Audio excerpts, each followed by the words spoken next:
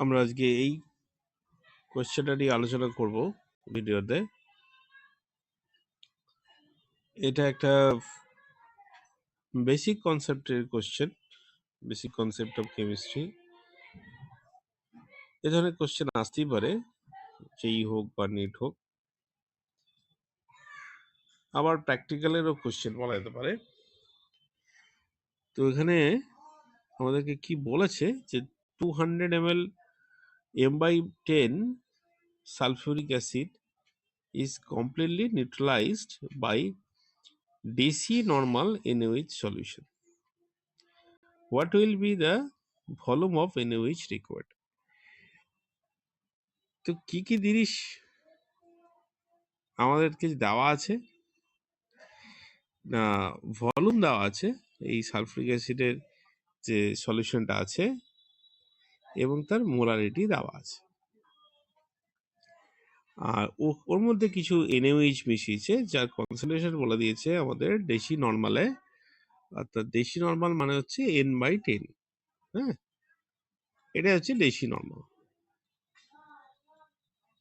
তাহলে নর্মালিটিতে দিয়েছে। ঠিক আছে, ভেরি গুড। আর সালফিউরিক অ্যাসিডের কনসেন্ট্রেশনটা কিন্তু মোলারিটিতে দিয়েছে। তো মোলারিটি থেকে আমাদেরকে নর্মালিটিতে একটু কনভার্ট করে নিতে হবে। হ্যাঁ, তো নর্মালিটি সঙ্গে মোলারিটির কি রিলেশন না, normality equal to molarity into N factor, তাই না? এন ফ্যাক্টর দিয়ে আমাদেরকে এটাকে গুণ করতে হবে। এবার সালফিউরিক অ্যাসিড একটা ডাইবেসিক অ্যাসিড।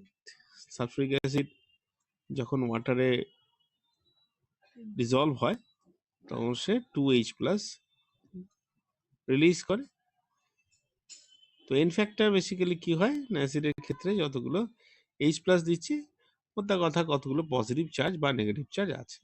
তো এখানে 2, তাহলে সালফিউরিক অ্যাসিডের এন ফ্যাক্টর ইজ 2। তাহলে এখান থেকে আমরা এর নর্মালিটি পেয়ে যেতে পারি। মোলারিটি তো দেওয়া আছে 1/10, তো 1/10 into 2, so it will be 1/5। তাহলে 1/5 নর্মাল হচ্ছে সালফিউরিক অ্যাসিডের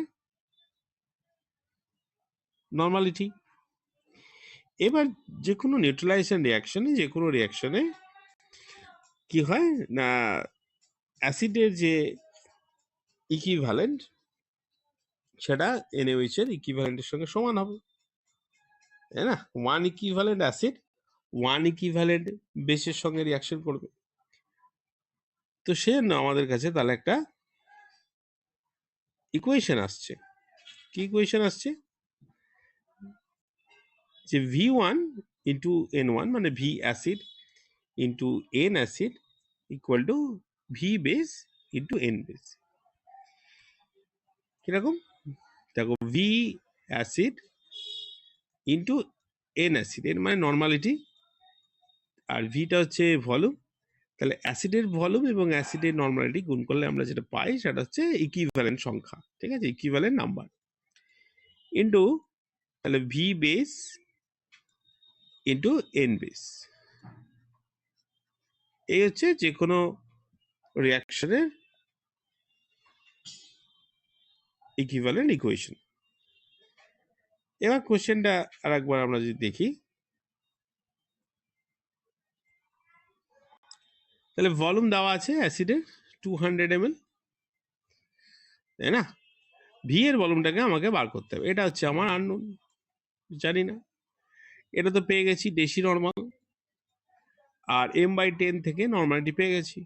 তাহলে আমরা বসিয়ে দিই, পুট করি 200 ইন্টু 1/5, নর্মালিটি অ্যাসিডের 1/5 হলো ইকুয়াল টু ভিটা আমরা জানি না, ভি বেস, বেস হচ্ছে এখানে NaOH, আর ও নর্মালিটি দিয়েছে দেশি নর্মাল মানে 1/10।